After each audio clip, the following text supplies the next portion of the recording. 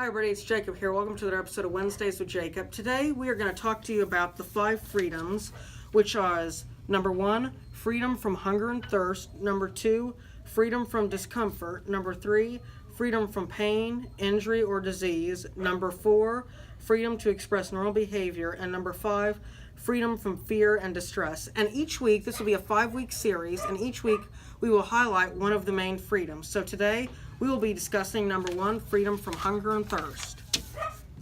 We feed our dogs authority pet food, normally from PetSmart, and we give it to both our dogs and cats. And as you can see, if you look around our shelter, they're all very happy with that type of food.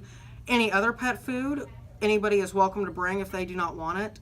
We will put it in our pet food pantry. How our pet food pantry works is, people who can't afford pet food, they're welcome to come here once a month to pick up 1 to 2 bags of dog food for their pet, because we feel if a pet has a loving home and the owner loves the pet and the pet loves him regardless of finances, then that's a good home for the pet versus them being in financial crisis having to bring their pet here, and that's one more dog in our shelter. So that's what we prefer to do.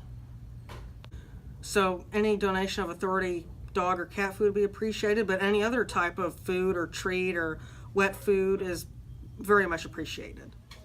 And as an SPCA, these are the principles that we stand for. These are what we help finance, and this is what we work toward, are the 5 freedoms for dogs and cats. And we hope that one day we won't even need an SPCA, because there will no longer be a stray animal in the Oklahoma area.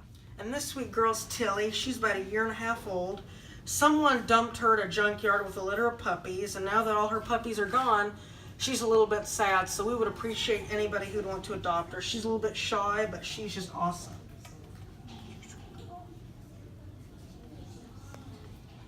She gets kind of scared if you're taller than her, but once you get down to her level and you get to know her, she's just an excellent little pup. And this is our pet food pantry for all dogs and cats, well, basically just dogs in-house. As you can see, we have some canned food right here. We have some turkey, sweet potato, and cranberry, some seasonal beef and vegetable stew. These are just for the dogs in-house. We usually use wet food for puppies, but sometimes we put it on dogs' wet food to get them to eat. It works very well. And over here is our Kong area, where we have Kongs and peanut butter. And if anybody would like to donate some, that'd be excellent. I don't think we really need that much right now. How Kongs work is, when they're in their kennel all day, it gets a little bit boring. So what we do is we fill their toys with Kong to get them to have something to do.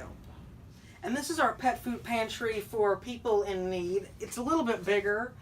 We have some canned cat food, bagged cat food, dog treats, stuff like that. And how it works is, if someone in need comes and they need pet food for their dog, volunteers bag these Walmart bags of food, and we have little treats on top, just as like a little Cracker Jack fries.